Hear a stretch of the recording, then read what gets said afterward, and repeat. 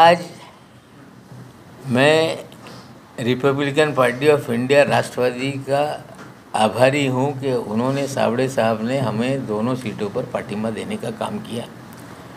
उनकी एक बड़ी तादाद है कार्यकर्ताओं के जो सामाजिक काम वहाँ पे करते हैं और उनकी सपोर्ट से दोनों सीटों पे हमें बल मिलेगा और हमारे जीतने में आसानी पैदा होगी। मैं उनका आभार मानता हूँ और कार्यकर्ता का भी स्वागत करता हूँ।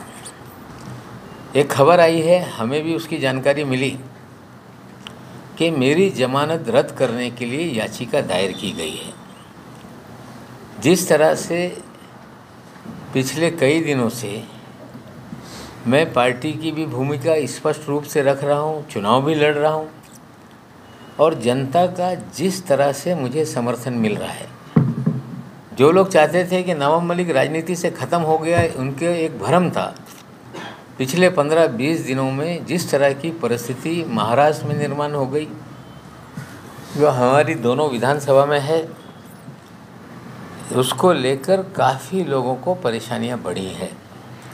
जो मुझ पे प्रेम करने वाले लोग हैं, जिनका बहुत ज़्यादा मुझ पे प्रेम है, वो चाहते हैं कि मेरी ज़मानत कैंसिल हो जाए और फिर से मुझे जेल की सलाखों के पीछे डाला जाए।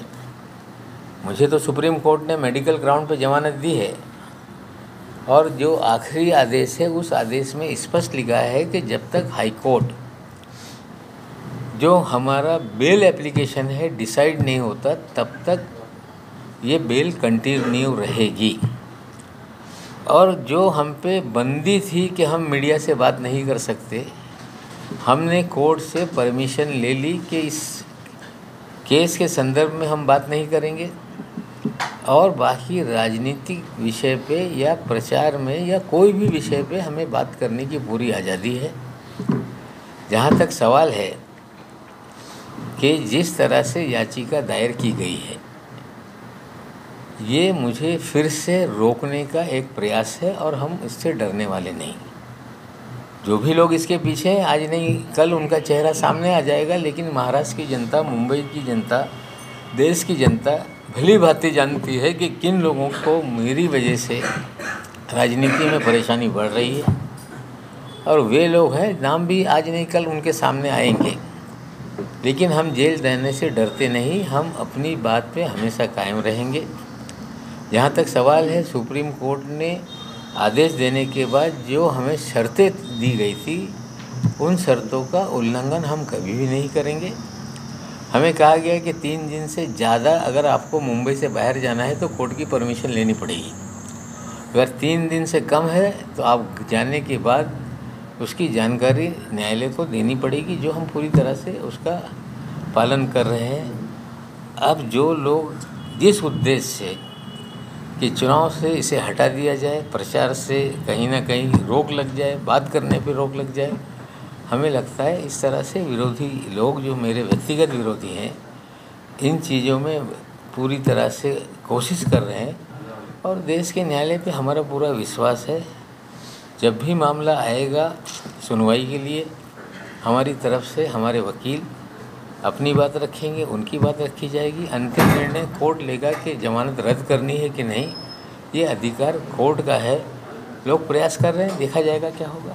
मलिक साहब, मुस्लिम आरक्षण को लेकर आपका क्या मत है? क्योंकि लगातार जो है चुनाव प्रचार हो रहा है और कल ही अमित शाह ने ये कहा कि कांग्रेस जो है वो मुसलमान जो दलितों का आरक्षण है उसे छीनकर मुसलमानों को देना चाहिए। देखिए, कौन क्या कह रहा है उस पर हमारा कोई भी जवाब देने का हमारी ज़रूरत नहीं है। मुसलमानों के सच्चर आयोग की रिपोर्ट अगर पढ़ लिया जाए तो स्पष्ट है कि मुसलमानों की महाराष्ट्र में हो, देश में हो, आर्थिक, शैक्षणिक, सामाजिक परिस्थिति जो दलित समाज है उससे भी बदतर है।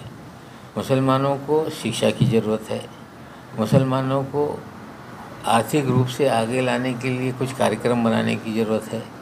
मुसलमानों का प्रतिशत जो भी आप देखोगे तो सरकारी नौकरियों में कम है, तो कहीं ना कहीं ज़रूरत तो है। लेकिन मैं एक बात स्पष्ट कर दूं, जब तक संविधान में संशोधन नहीं होगा, कोई भी राज्य सरकारें, चाहे मराठा समाज का आरक्षण हो, चाहे मुस्लिम समाज का आरक्षण हो या और कोई भी आरक्षण हो, 50% की सीमा जो भी 5% ईबीसी को दिया गया है, वो सीमा को जब तक बढ़ाया नहीं जाता, जब तक इस तरह के बयान आते रहेंगे, निर्णय होते रहेंगे, लेकिन कोर्ट में जाके चीज़ें निरस्त होती रहेगी। ईमानदारी से अगर काम करना है तो संविधान में संशोधन करना पड़ेगा। जब तक आरक्षण नहीं मिलता तब तक समाज की उन्नति के लिए सरकारों को कार्यक्रम बनाना पड़ेगा। और अजीत पवार जी ने, या मैं माइनॉरिटी डिपार्टमेंट का मिनिस्टर था तो हमने बहुत सारे निर्णय लिए, बहुत सारे कार्यक्रम बनाए, जिसका लाभ कहीं ना कहीं मुस्लिम समाज के लोगों को हो रहा है। ये सच्चाई है। ओवैसी ये कहते हैं कि 10 साल से हम लोग सेफ नहीं हैं।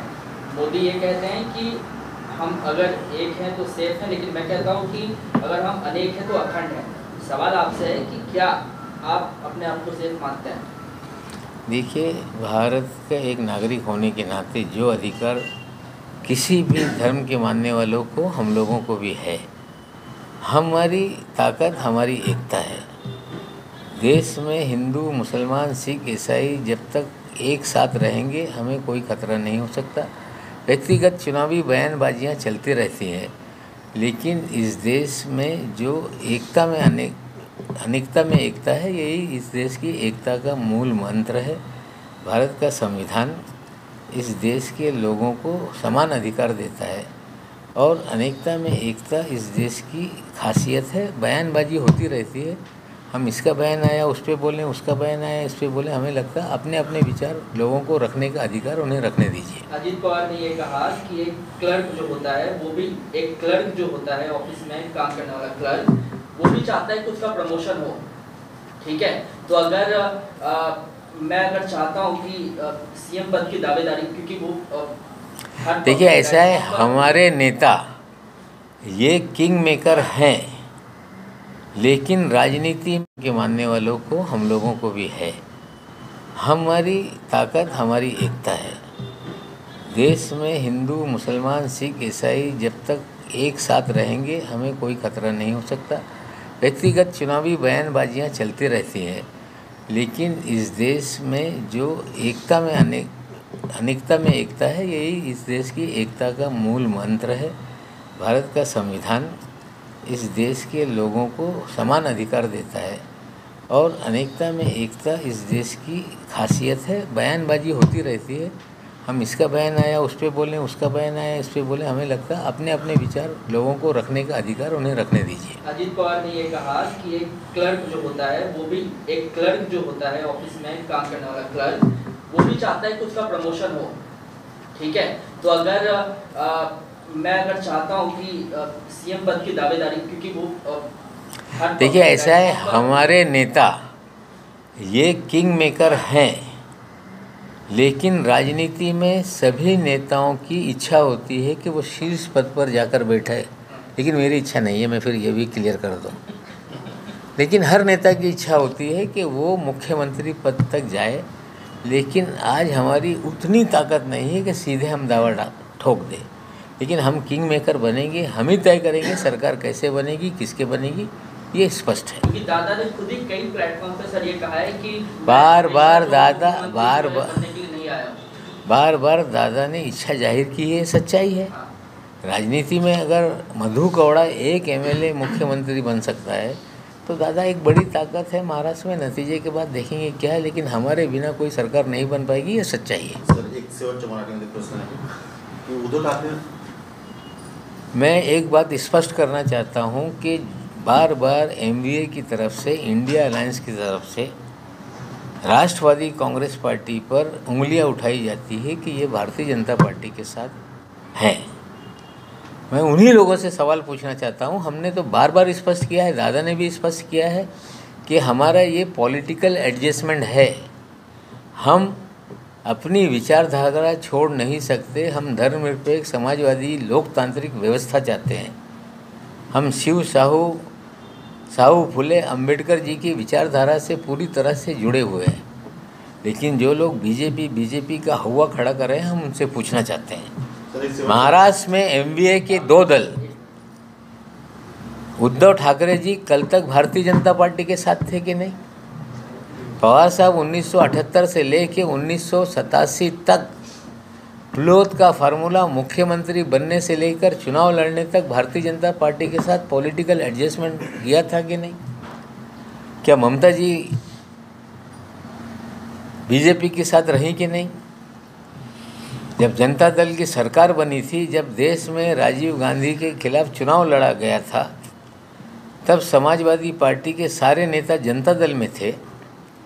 तो उस समय बीजेपी के साथ मिल के चुनाव उत्तर प्रदेश में लड़ा गया था कि नहीं? मुलायम सिंह यादव जी बीजेपी के समर्थन से मुख्यमंत्री बने थे कि नहीं? हम सबसे पूछना चाहते हैं, मायावती जी कभी उनके साथ रहीं कि नहीं? लालू यादव जी का समर्थन बिहार में बीजेपी ने किया था कि नहीं? कम्युनिस्ट पार्टी, वामो रामो सब एक साथ थे कि नहीं? हमें लगता है कि समय समय पे पॉलिटिकल एडजस्टमेंट पार्टियां करती रही हैं। राष्ट्रवादी कांग्रेस पार्टी का भी पॉलिटिकल एडजस्टमेंट है, लेकिन वैचारिक हमारी जो विचारधारा है उसे छोड़ नहीं सकते।